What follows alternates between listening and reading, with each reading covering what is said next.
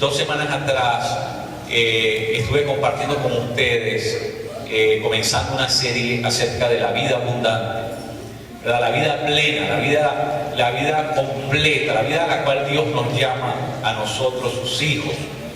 Y en esa ocasión yo les dije a ustedes que el cielo no era un premio de consuelo que Dios tenía para nosotros, que Dios quería no solamente que en aquella vida, en la otra vida, vivamos la plenitud de Dios, pero aún en esta, ¿verdad? Aún en esta podamos vivir en la vida abundante, la vida plena que Dios creó para nosotros. Ahora, les dije en esa ocasión, les dije que hay 4 características de la vida abundante. Les dije, y solamente para hacer un resumen para alguna persona que no haya estado, lo que yo les dije es que la primera característica es que la vida abundante no se vive en función de lo que tengo, sino que la vida abundante se vive en función de lo que soy. Por eso tiene que ver con identidad. Les dije también que la vida abundante se construye en base a lo que es importante, pero no en base a lo que es urgente. Nosotros tenemos la tendencia de siempre atender las cosas urgentes y tenemos la tendencia de olvidarnos de lo que es importante. Les dije también que la vida abundante tiene que ver no con la aptitud perfecta, pero con la actitud correcta. Vivir la vida abundante siempre va a requerir de nosotros tener la actitud correcta en la vida. Y por último, les dije que la vida abundante es aquella que se construye no solamente a base de nuestra inteligencia, sino que se construye a base de la sabiduría divina. Y entonces, esas eran 4 características en las que comenzamos a trabajar la semana pasada. Y bueno, esta semana quiero añadirle un elemento más a la vida abundante. Y hoy, precisamente por ser el Día de Acción de Gracias, quiero enfatizar eso. Y es que la vida abundante es una vida de agradecimiento. Nadie puede vivir la vida abundante y no ser una persona agradecida. Es imposible. Si usted vive la vida abundante, la vida como Dios quiere que la vivamos, entonces inevitablemente vamos a ser personas agradecidas. ¿Por qué? Bueno, porque por definición la vida abundante es la vida llena de abundancia. ¿Y quién que vive la abundancia que Dios da, ¿verdad? Lo maravilloso, lo magnánime que Dios es con nosotros, no va a vivir agradecido después de vivir, ¿verdad?, la abundancia de Dios. Dios, mis queridos, nos ha dado más de lo que nosotros podemos necesitar. Dios ha sobreabundado, porque una característica de Dios es cuando Dios nos da más de lo que nosotros necesitamos y por supuesto más de lo que nosotros merecemos, ¿verdad? Porque no es un asunto de mérito, es que Dios en su misericordia, en su amor, en su paternidad hacia nosotros, quiere darnos siempre lo mejor. Y por eso se excede, un Dios extravagante, se excede, nos da más de lo que pudiéramos pedir y necesitar. Porque ese es Dios, Él es Dios, Él es magnánime, Él es fantástico, Él es fabuloso, Él es, ¿verdad?, supremamente generoso con nosotros, sus hijos. Y entonces por eso es que la vida abundante es una vida donde llega a nuestra vida constante, permanentemente, fluye en nuestra vida el favor de Dios. Entonces eso obviamente nos mantiene siempre con la boca abierta, ¿verdad? Porque Dios nunca termina de bendecirnos. Ahora miren, si usted no se ha hecho consciente de eso, el problema no es de Dios, el problema es nuestro. Si nosotros no nos hemos hecho conscientes de todo lo que Dios nos ha dado, de las maravillas, de su cuidado, de su misericordia, de su infinito amor con nosotros, no es problema de Dios.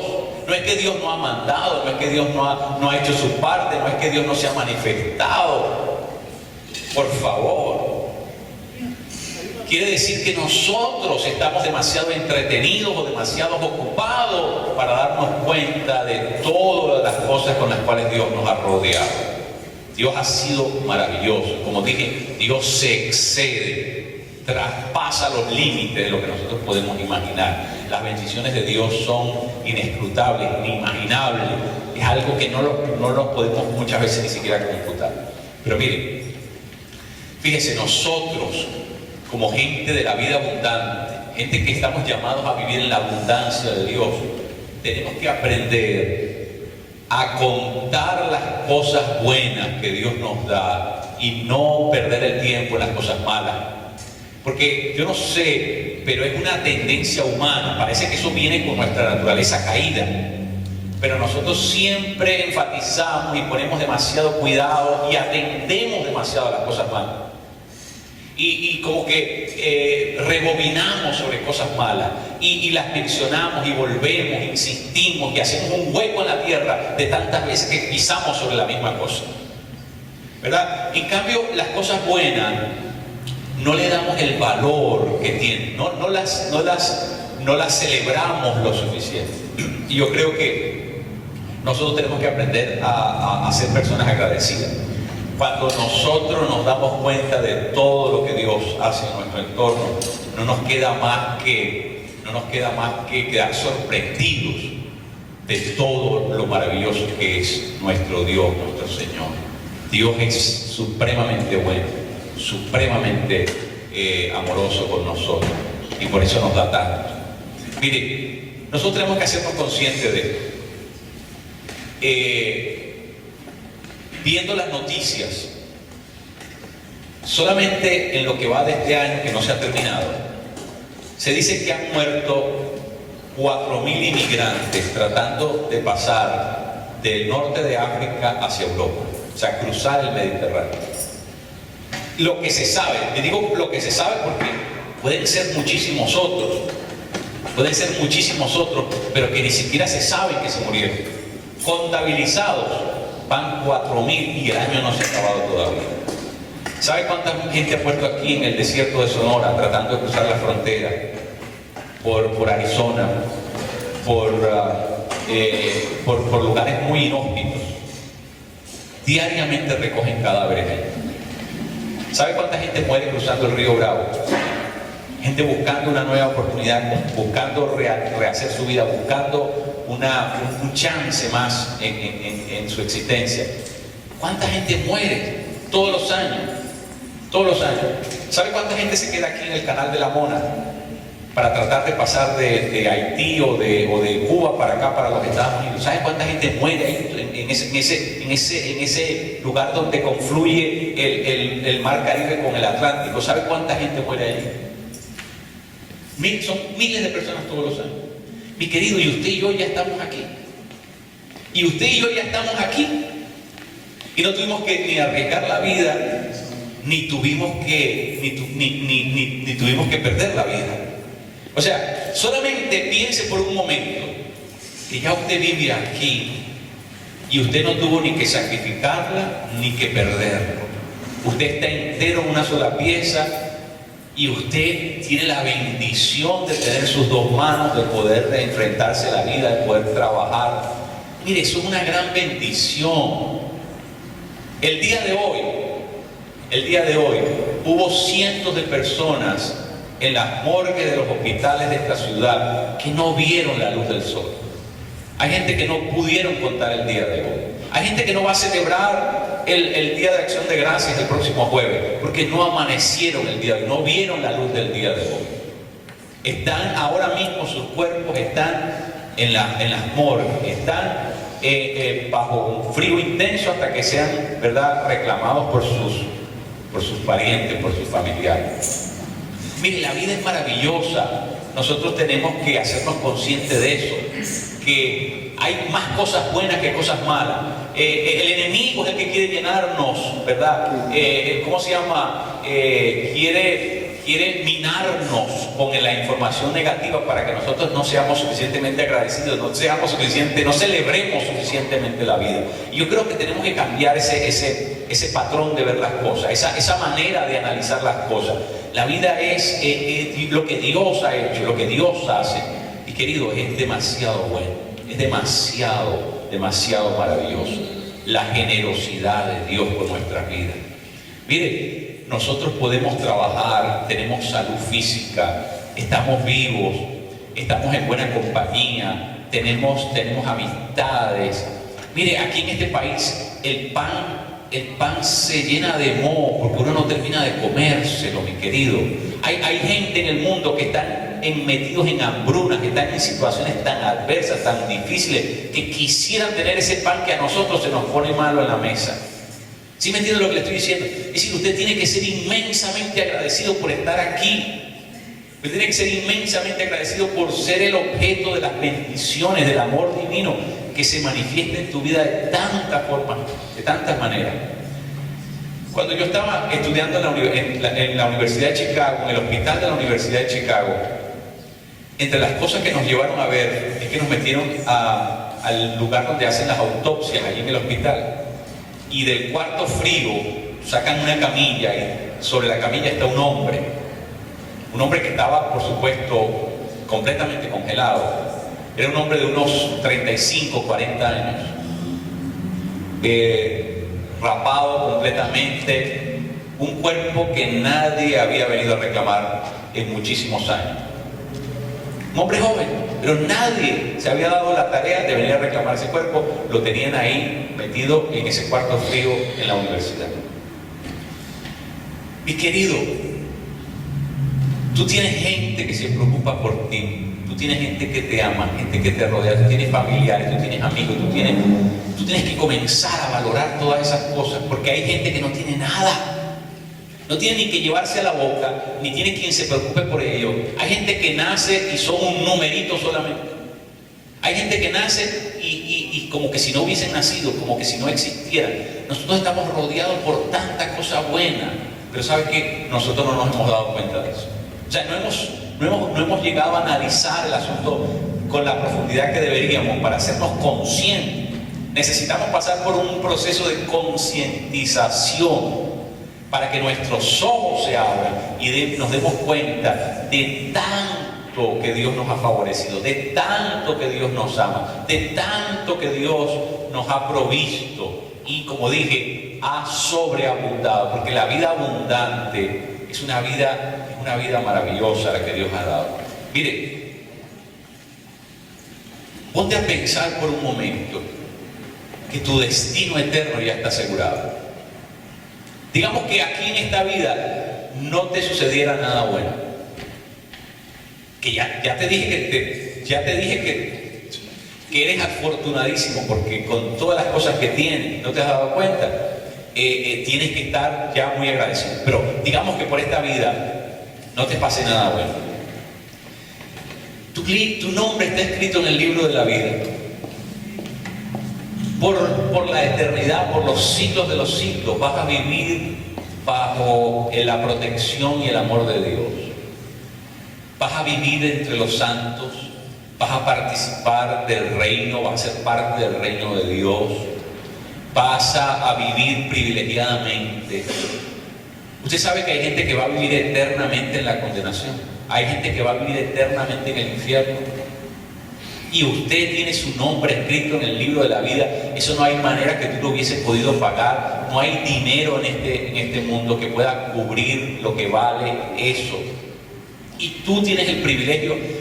Y tú me vienes a decir a mí que todavía estás deprimido y que estás triste y que todavía estás insatisfecho.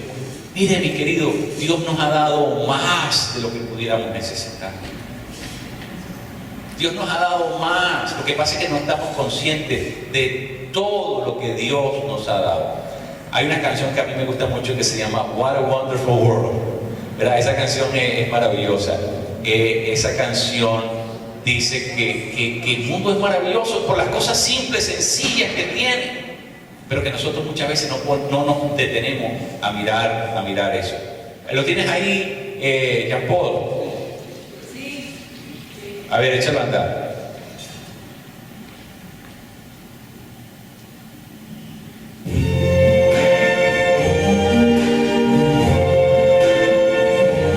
I see trees of green,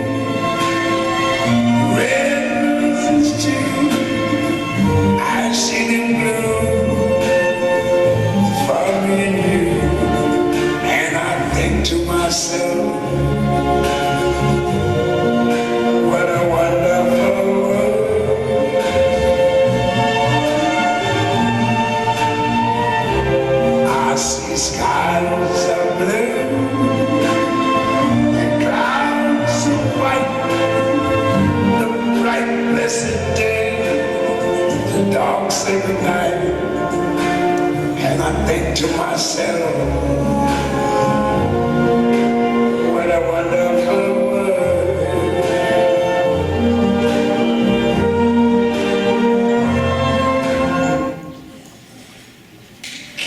¿Qué mundo maravilloso en el que nosotros vivimos? El estuario que Dios creó para que nosotros viviéramos en él. Todas las cosas lindas, todas las frutas, todos los paisajes, los parajes que Dios ha creado para nosotros, para que nosotros nos recreemos en. Mire, es maravilloso. Si usted no se ha dado cuenta de eso, es que ha tenido la cabeza metida debajo de la tierra, porque es que es fascinante, uno se tropieza con las cosas lindas que Dios hace. ¿Saben por qué? Porque Dios es un artesano, Dios es un artista maravilloso, que todo lo que ha hecho alrededor del mundo son cosas lindas.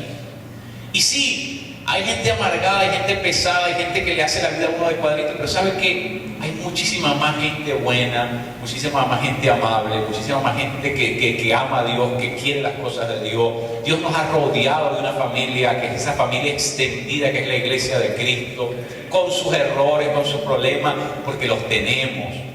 Pero ¿sabe qué? Yo he analizado algo. No hay nada en el universo como la iglesia de Cristo, con todos sus errores. No te vas a conseguir nada igual que la iglesia de Cristo. No existe, no existe. No existe ninguna asociación, ninguna institución, ningún organismo. No existe nada que se le parezca, nada que le llegue medianamente cerca a lo que es la iglesia de Cristo y la dinámica que genera la iglesia de Cristo. No existe eso. Entonces, mire, tenemos que ser gente inmensamente agradecida. Y eso comienza cuando nosotros nos comenzamos a tomar conciencia de todo lo que Dios nos ha dado. Yo creo que les he hecho la historia del encuentro que Jesús tiene, ¿verdad? Imaginariamente con un zapatero. Dice que Jesús llega al negocio de este zapatero y llega con sus sandalias rotas. Y Jesús le dice al zapatero: mira, vengo para que me ayudes con esto, pero no te puedo pagar. Necesito que me ayudes, pero no voy a poder pagarte. Y entonces el zapatero le dice: no, así no, porque ya yo estoy cansado de hacerle favor a la gente, que la gente se aproveche de mí, que la gente siempre tome ventaja de mí. No, si no me pagan, yo no estoy dispuesto a hacer nada. Entonces Jesús le dice: hagamos una cosa, mira. Dame tus ojos y yo te voy a dar $100 millones. Y el zapatero, ¿verdad?, se puso a pensar, inmediatamente, ¿verdad?, el sonido de la caja, ¿verdad?, de la caja registradora le sonó en el cerebro y comenzó a hacer cuenta y a ver todo lo que podía hacer con $100 millones. Pero entonces le dijo: no puedo darte mis ojos. Porque si te doy mis ojos, no voy a poder ver el amanecer que tanto me gusta. No voy a poder ver a mi esposa, no la voy a poder envejecer a mi lado. No voy a poder ver a mis nietos, no voy a poder ver todas las cosas que a mí me gusta ver. No vale la pena que tú me des $100 millones por mis ojos. Ok, le dijo Jesús, está bien, tienes razón. Hagamos una cosa, dame tus dos manos y yo te doy $200 millones. Y el zapatero se puso a reflexionar y dijo: pero bueno, las manos es otra cosa. Pero después lo pensó mejor y dijo: no, tampoco, no puedo, porque mira, si te doy mis manos, no voy a poder hacer lo que más me gusta en la vida, que es hacer estos zapatos. Yo vivo para esto. Entonces la pasión de mi vida es hacer zapatos. Y si yo te doy mis dos manos, no voy a poder hacer nunca más un zapato. Además, no voy a poder tocar a mi esposa, no voy a poder tocar a mis nietos, no voy a poder llevarme ni siquiera la comida a la boca. No vale la pena, no te puedo dar mis manos. Entonces Jesús se le quedó mirando y le dijo: zapatero, ¿te das cuenta todo lo que tú tenías y no te habías dado cuenta? Nosotros somos así, mi querido. Todavía no nos hemos dado cuenta todo lo que Dios nos ha dado, que es inmensamente grande, mis queridos. Miren, la vida humana está pendiendo de un hilito tan fino. Es un hilito. Hay más razones para estar muerto que para estar vivo. Y que usted esté vivo es un milagro de Dios. Es un milagro de Dios. ¿Usted ha visto alguna vez el libro de las enfermedades? No solamente que hay somos 200.000, es que siguen inventando y siguen apareciendo cada vez diariamente más enfermedades. Estar vivo es un gran milagro, mi querido. Que nosotros hayamos llegado a la edad que tenemos, un gran milagro. Mi papá se murió a los 32 años.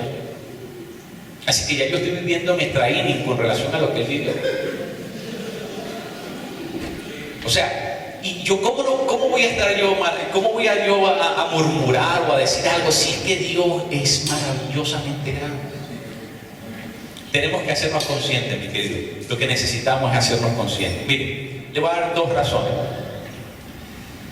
Cuando nosotros somos agradecidos, dos cosas, por lo menos dos cosas, pasan en nuestra vida. Lo primero es que en nosotros comienza a crecer un espíritu de humildad. La persona agradecida es usualmente la persona humilde. ¿Por qué? Porque la humildad viene como producto de quitar los ojos de nosotros y ponerlos fuera de nosotros. Cuando nosotros estamos pendientes de nosotros nada más, de lo que me pasa y hacemos que la vida gire en torno a nosotros mismos, entonces eso nos roba la posibilidad de ver el mundo de afuera. Eso se llama ensimismarse, es decir, poner los ojos en uno mismo. Pero el humilde no es el que piensa poco de sí, sino el que piensa poco en sí. Es diferente, ¿se da cuenta? Entonces, ¿cuál es el humilde? El humilde es la persona que se ha dado cuenta que Dios es tan grande, que cada vez que descubre la grandeza de Dios se hace cada vez el más pequeño. Porque se da cuenta de lo faustuoso, de lo apoteósico, de lo tan inmenso, exuberante que es Dios. Y eso nos mantiene en un equilibrio tremendo. El humilde es la persona que es capaz de ver lo que está allá afuera, lo que Dios ha hecho allá afuera. Y eso nos da a nosotros un balance en la vida, un equilibrio en la vida. Porque vemos todo lo que Dios hace, todo lo que Dios es. Mire, la persona que no es humilde todavía no le conoce las proporciones a Dios, no le conoce las medidas a Dios. Esa persona nunca ha estado a solas con Dios. Esa persona todavía no se ha dado cuenta, no ha reflexionado de todo lo que Dios hizo y todo lo que Dios sustenta y todo lo que Dios es capaz de hacer. Esa persona todavía ignora todo eso. Y como lo ignora, pues todavía su ego está esponjado, está engrandecido, ¿verdad? Esa persona se cree muy gran cosa, porque cuando tú te comparas con otro, pero cuando tú te comparas con Dios, no te queda otra sino, ¿verdad?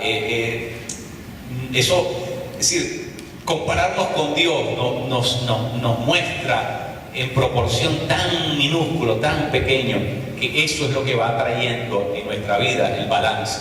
Entonces siempre hay que compararse con Dios, con lo exuberante, lo maravilloso, lo extravagante, lo magnánime que Dios es, porque en relación con Él nosotros somos, ¿verdad? Como dice Pedro en su carta, somos flor del campo, somos flor del campo. ¿Cómo es la flor del campo? Esa flor que nace en la maleza. Esa flor está viva por un día nada más. Ya cuando sale la luz del sol, esa florcita se va a marchitar, se va a desvanecer y ya se perdió. Porque es flor de un solo día. La flor esa que nosotros vemos, ¿verdad? Que nace silvestremente, esa florcita. Bueno, Pedro dice en su carta que nosotros los seres humanos somos así, somos como la flor del campo. Ahora, cuando nosotros entendemos quién es nuestro Creador, quién es nuestro Señor, quién es nuestro Dios, quién es nuestro Padre, y comparamos lo que nosotros somos, lo que hemos hecho y lo que hemos logrado, y lo comparamos con lo que Él es, wow, eso nos da un equilibrio en la vida. Porque eso nos hace poner los pies sobre la tierra. Porque eso nos hace ver las cosas en la perspectiva correcta. Y eso es lo que nos mantiene humilde a nosotros, mi querido. Lo que nos mantiene humilde. Eso es muy importante, que nosotros saquemos los ojos de nosotros y comencemos a ver a nuestro entorno todo lo que Dios delicadamente ha provisto para nuestra vida. Es increíble todo lo que Dios hace por nosotros. ¿Ven? Tenemos que hacernos conscientes. Ahora mire, le voy a decir una cosa. Cuando usted es humilde, usted atrae el favor de Dios sobre su vida. Usted sabía eso, que la Escritura dice que Dios le da de lado a los prepotentes, ¿verdad? Pero a los humildes los eleva, los exalta. ¿Ve? Cuando tú eres humilde, es decir, cuando tú eres una persona agradecida, terminas por ser una persona humilde. Y cuando eres una persona humilde, tú atraes el favor de Dios sobre tu vida, porque Dios quiere estar contigo, Dios quiere darte todavía más. Al pedante, al prepotente, al autosuficiente, al engreído, al jactancioso, a ese Dios no quiere ver, a ese Dios no quiere añadirle más. Pero al que es humilde, Dios le quiere poner más en su plato, Dios le quiere añadir más todavía. Dios está buscando a los humildes para bendecirlos. Nosotros atraemos la bendición de Dios, nosotros atraemos el favor de Dios cuando nosotros nos mantenemos agradecidos, cuando nos mantenemos en ese espíritu de humildad. El humilde es una persona inmensamente agradecida con Dios. Mire, yo escuché una vez una historia de un pordiosero, una persona que se la ganaba en la plaza, en una plaza, pidiendo moneditas. Así se la ganaba porque no tenía otra posibilidad. Era una persona, ¿verdad?, con limitaciones físicas y no podía ganarse el pan como cualquier otra persona. Y de eso vivía. Y estando en la plaza conoció a un hombre multimillonario.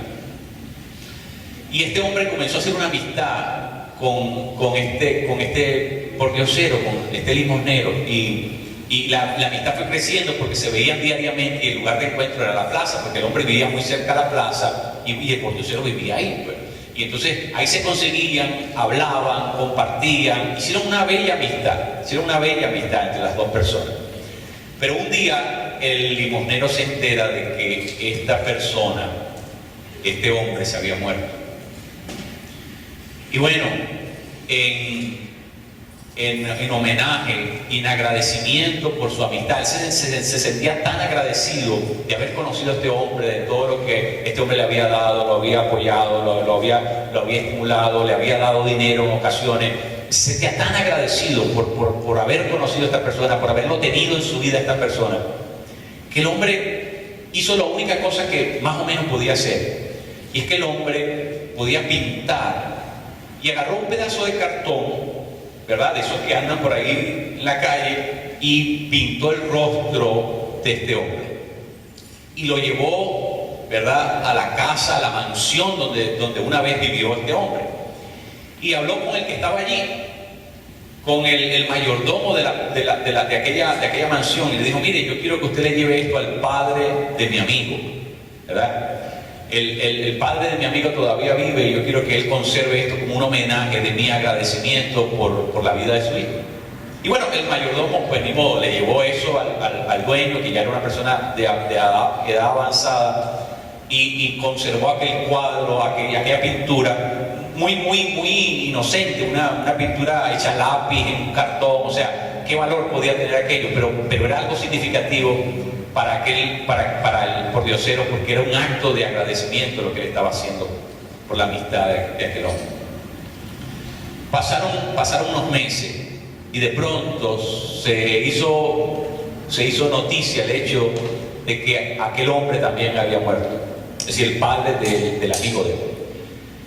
Y se había decidido que toda la colección maravillosa de cuadros que estaban en esa mansión se iban a poner a una opción, a una venta, para que los coleccionistas pudieran, ¿verdad?, optar y comprar esos cuadros tan costosos que estaban en esa casa. Hicieron una invitación a todas las personas interesadas que fueran a la casa, a la mansión, el día y la hora en que se iba a llevar a cabo ese proceso de venta de estos cuadros.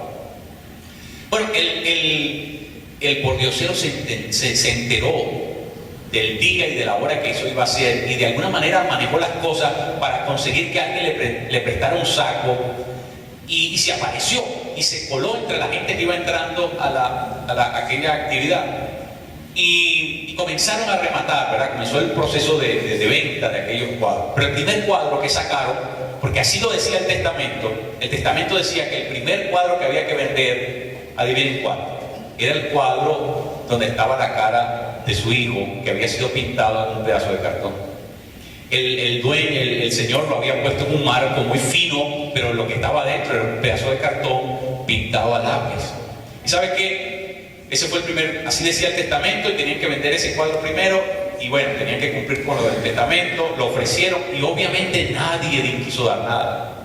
Que aquello, por favor, ¿qué arte podía hacer aquello si habían cuadros de Rubens, si habían cuadros ¿cómo se llama?, de Picasso, y habían obras maestras, el Giotto, el Greco, es decir, cosas muy altamente preciadas. ¿Quién iba a poner cuidado en un pedazo de cartón? Así que él, que estaba allí, el pordiosero, se metió la mano en el bolsillo y se sacó las moneditas que había recogido en el día y dijo: yo ofrezco esto. Y le puso en la mano las moneditas, porque lo que quería era recobrar su cuadro, porque ese cuadro lo había hecho él como un acto de agradecimiento, como un homenaje de agradecimiento a su gran amigo. Así que lo que él quería era recuperar su cuadro. Pero ¿sabe qué? Después que se hace la transacción, que él compra el cuadro y se lo entrega, el hombre que está dirigiendo la subasta, entonces dice: bueno, el testamento dice otra cosa. El testamento dice, además, que ese es el primer cuadro que había que vender. Dice el testamento que quien quiera que compre el primer cuadro se queda con el resto de la colección. Así que el pordiosero pasó de ser el miserable a convertirse en, ¿verdad?, en la persona favorecida. ¿Sabe por qué, mi querido? Porque cuando tú eres agradecido, el favor de Dios te va a perseguir. Cuando tú eres una persona agradecida por lo que la gente hace por ti, cuando tú valoras lo que la gente hace por ti, cuando tú admiras y tú respetas lo que la gente hace por ti, el favor de Dios va a venir sobre tu vida. Eso es inevitable, porque Dios dice que Él exalta a los humildes. En otras palabras, Él va a buscar todas las maneras para que el humilde suba, se eleve, reciba lo que es correcto. Así que eso es lo primero. Cuando nosotros somos agradecidos, nosotros va a crecer un espíritu de humildad. Lo segundo, cuando nosotros somos agradecidos, en nosotros va a crecer un espíritu de siervo. La persona más agradecida usualmente es la persona que más se mueve a servir a los demás. ¿Sabe por qué? Porque la Escritura dice: dad de gracia lo que recibiste de gracia. Cuando una persona valora la gracia que recibió, esa persona se autoempodera para ir y hacer lo mismo con los demás. Así que cuando uno recibe con gratitud la gracia que Dios le ha mostrado a uno, entonces eso se convierte al mismo tiempo en la capacitación que necesitamos para comenzar a repartir esa bendición. Entonces, los dos principios que yo les quiero enseñar: uno es que ser agradecido atrae la bendición de Dios, y ser agradecido nos lleva a compartir la bendición de Dios. Ese es el segundo principio, es que en nosotros comienza a crecer un espíritu de siervo. Un espíritu de siervo.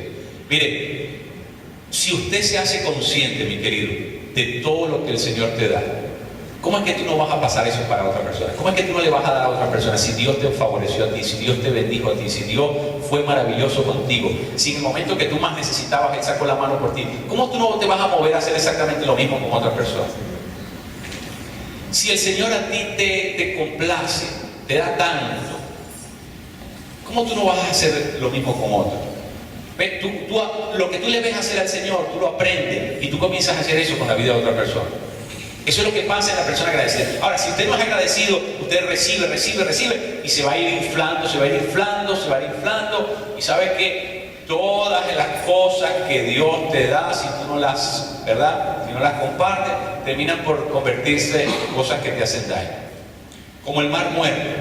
El mar muerto se llama el mar muerto porque le entra, pero nunca le sale. Y por eso la densidad de la sal es tan grande en ese lugar de la tierra, que por eso se llama el mar muerto. Ya ahí no crece nada, ya ahí no nace nada, ya no hay animales en ese mar, porque es que sencillamente le entra solamente, pero no le sale nada. Eso es lo que pasa en la vida humana. Si nosotros solamente recibimos, pero no damos, bueno, nos atrofiamos. Porque la vida cristiana consiste en dar. Es mejor dar que recibir. Así que si nosotros no ejercitamos la función de dar, el rol de dar, el oficio de dar, entonces, bueno, perdemos la habilidad de ser cristiano. Y ¿sabes qué? Terminamos por hacernos avaros, codiciosos, gente, ¿verdad?, que comienza a valorar las cosas materiales por encima de las cosas espirituales. Y ¿sabes qué? Eso termina por corromper tu vida. Eso termina por corromper tu vida. Tenemos que aprender a dar de lo que Dios nos ha dado. Que nosotros seamos el canal de bendición para otras personas. Que lo que Dios nos ha dado, ya sean talentos, habilidades, ya sean riquezas, que lo que Dios con lo que Dios nos bendijo, eso también nosotros lo circulemos, lo hagamos para que otras personas puedan recibir también el impacto del amor de Dios. Es una cosa tremenda. Mire, la gente que ha estado más, que ha sufrido más en la vida, es la persona que se hace más consciente de eso. Si usted se da cuenta, la gran mayoría de los ministerios que tienen que ver con ciertos tipos de servicios, tienen que ver con gente que pasó por esa situación y que ahora se hace consciente de la necesidad de ayudar a otros. Por ejemplo, gente que han sido sacados de la indigencia. Entonces, ese indigente que sale de esa situación es la persona que más conciencia tiene de ayudar al que no tiene nada que comer. Porque el que tiene que comer el que siempre ha comido 3 veces al día, nunca se acuerda de que hay una persona que no come. Pero ese que estuvo en la indigencia, ese sí se acuerda de que hay personas que no comen. Y entonces esa persona es la que Dios mueve, la que Dios usa para comenzar un ministerio de asistencia a esas personas que están en esa situación. Eso pasó con Bill Wilson. Este hombre era un alcohólico. Se hizo un hombre muy rico porque comenzó a meterse en todo el asunto de lo que se llama el real estate, ¿verdad? Los bienes y raíces. Y comenzó a ganar mucho dinero con eso. Pero era un alcohólico que cada vez era ingobernable. Y su vida se estaba destruyendo. Y cayó en el hospital, ¿verdad? Cayó en el hospital y ya lo sentenciaron. Le dijeron, mire, si usted vuelve a tomar una gota más de alcohol, ya no cuente con su vida porque ya la cosa llegó al límite. Ya no, el cuerpo no va a responder más al tratamiento. Y en esa situación, en un hospital, BW ora, dice, si Dios existe, por favor que Dios me ayude. Y en ese momento, él cuenta que su habitación se llenó de una luz inusual. Y desde aquel momento, de forma sobrenatural, el deseo de consumir alcohol nunca más le regresó a su vida. Amén. Sorprendente. Ahora, ¿qué fue lo que hizo BW? Inmediatamente salió de la puerta del hospital, comenzó a organizar lo que se llaman Alcohólicos Anónimos. Él es el fundador de los Alcohólicos Anónimos, ¿verdad? Porque esta persona se sintió tan agradecido con lo que Dios había hecho en su vida, que él quería que otros también experimentaran la libertad que significa poder vivir sin tener que estar atados a la adicción del alcohol. Y entonces comenzó este movimiento de lo que se llama Alcohólicos Anónimos, que está en todos los países del mundo. Está en todos los países del mundo, ¿verdad? El impacto de ese movimiento ha llegado, ha trascendido todas las fronteras. ¿Pero por qué? Porque una persona que su agradecimiento lo movió a hacerse siervo de los demás. Cuando tú eres una persona agradecida, se va a reflejar en tu espíritu de servir a los demás. Si tú no eres una persona agradecida, siempre vas a ser aquí el que, ¿verdad? El nariz muy alta, el que no se asocia con nadie, el que no quiere meterse con nada, el que no, ¿verdad? El que no me miren, no me toquen, ¿verdad? La persona que... No, pero la persona que es agradecido en verdad, esa persona se hace siervo de los otros. Porque esa persona sabe que su vida fue rescatada del foso de la perdición. Y cuando una vida es sacada del zafacón de la basura, no sé cómo le dicen ustedes a eso, porque cada quien le da un nombre a eso, cada vez que tú te haces consciente de que tu vida fue sacada de allí para convertirse en algo valioso, nosotros tenemos que reflexionar inmensamente sobre eso, mi querido. Dios, ¿a quién de nosotros no nos sacó del fango, del barrial, de la podredumbre, de la miseria? ¿A quién de nosotros Dios nos lo sacó de eso? ¿Verdad? Y eso es lo maravilloso, que Dios nos ha mostrado su gran misericordia. Y cuando nosotros somos gente agradecida, nos convertimos en siervos, de las demás personas. Eso es tremendo, eso es muy importante. Bueno, quiero terminar con esto. Quiero terminar por decirles, mi querido, que cuando usted es agradecido, ¿verdad? Esas dos cosas van a pasar en nuestra vida. Vamos a ser gente que vamos a poder vivir la vida abundante. La vida abundante, porque la vida abundante es una vida donde nosotros nos hacemos conscientes del favor de Dios y donde nosotros vivimos disfrutando el favor de Dios y donde nosotros nos convertimos en quienes de alguna manera son los distribuidores del favor de Dios. Nosotros nos convertimos en elemento de bendición, en canal de transferencia de lo que Dios nos da a nosotros. Mire, una de las películas que más me gusta en el cine americano es Saving the Private Ryan, salvando al cabo Ryan, ¿verdad? Esta película es una película muy interesante porque está basada en la vida real. Y ustedes saben que el general Marshall, que era el comandante del ejército en el momento de la Segunda Guerra Mundial, ordena que a este muchacho llamado apellido Ryan lo muevan, lo saquen del campo de batalla. Estaban en Normandía, en el norte de Francia, y entonces lo mandan a sacar porque la mamá de él, mandó 4 hijos a la guerra y ya le habían matado 3. Y entonces el general Marshall pensó que una madre no podía perder todos sus hijos. Así que, ¿verdad? Para favorecer a esa madre que ya había perdido 3 soldados en la guerra, mandaron a recoger a este muchacho y lo trajeron a su casa.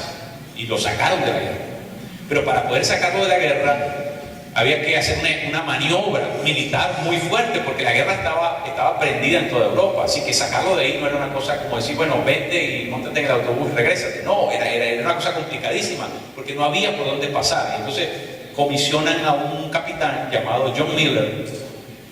Y John Miller es la persona que tiene que ensamblar una estrategia para poder sacar al cabo Ryan de la zona de guerra y traerlo de vuelta a su casa, en América.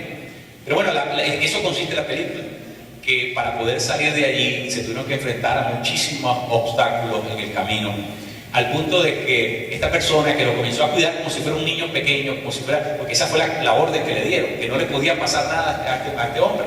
Entonces él lo cuidaba, lo protegía como si fuera, ¿verdad?, su propio hijo. Y el capitán lo cuidó, esquivaron muchas cuestiones, se enfrentaron al enemigo en ese proceso, pero finalmente el capitán se muere en la guerra. Y no logra llevar a cabo, completar, aunque ya para el momento en que él muere, ya lo peor había transcurrido. Pero la película termina en que este hombre regresa a Normandía, a un cementerio muy famoso de soldados americanos que está ahí en Normandía, el norte de Francia, ¿verdad? Donde fue el famoso D-Day. Es una de los momentos de la guerra más triste, porque fue el lugar donde más norteamericanos murieron, ¿verdad? Con el general Patton a la cabeza. Pero cuando este hombre regresa a ese cementerio que está ahí en Normandía, comienza a buscar dónde está la tumba, la cruz que tiene el nombre de ese gran amigo que fue el capitán John Miller, hasta que finalmente da con la cruz.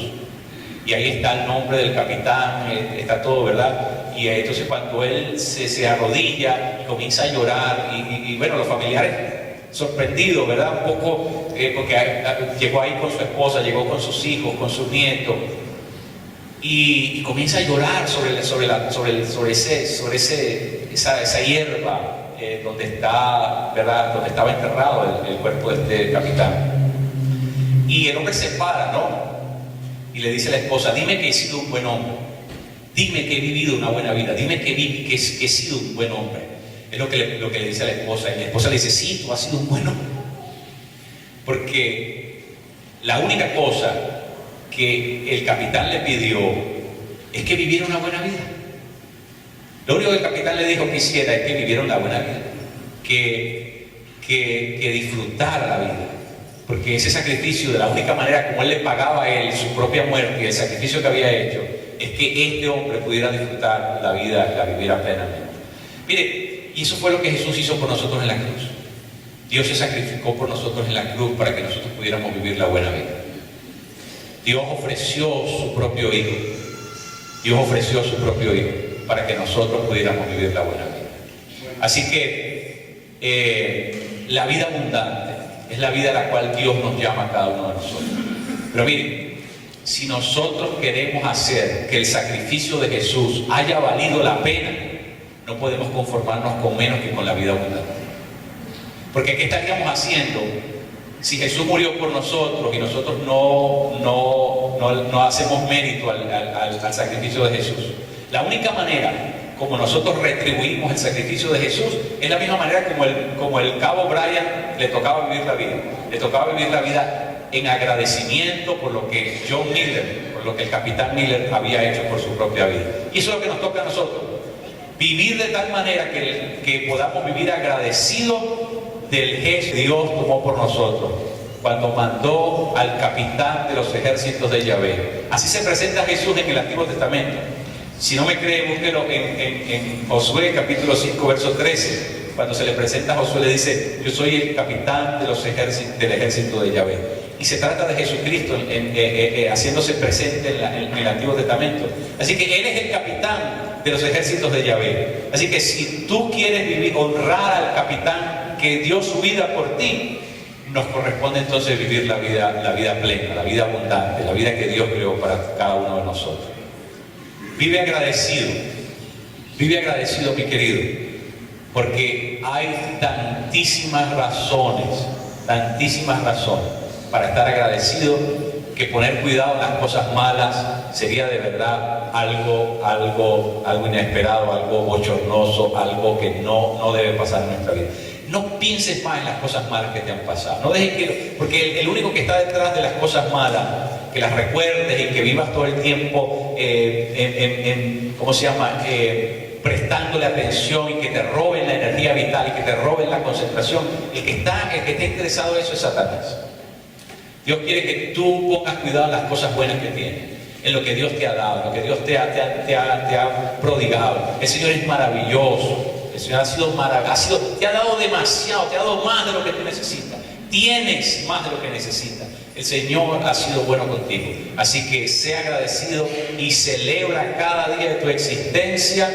Porque mire, ninguno de nosotros sabemos cuándo nos va a tocar morir. Usted sabe cuándo le va a tocar. ¿Quién lo tiene? Usted sabe el día de su nacimiento. Usted sabe el día de su nacimiento porque está en su partida de nacimiento. Pero usted no sabe el día que usted se va. Usted no sabe el día que usted se va. Aquí tuvimos un hermano queridísimo, apellido Sanjurjo.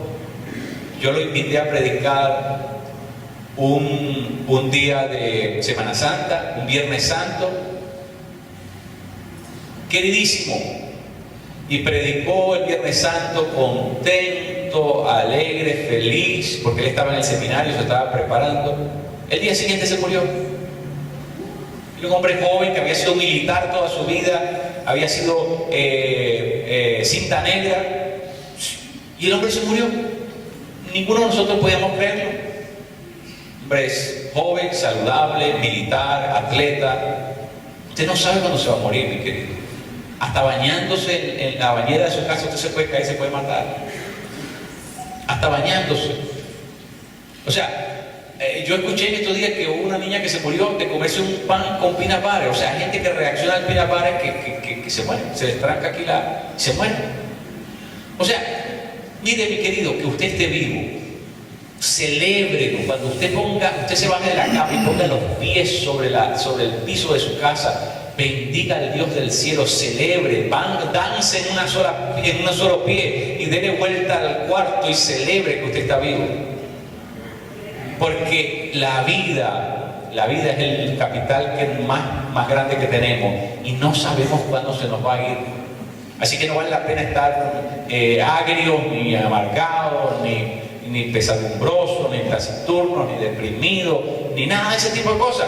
Hay que vivir celebrando y agradecido. Cuando tú eres agradecido, eso te plantea un horizonte diferente delante de ti. Nos ponemos en pie.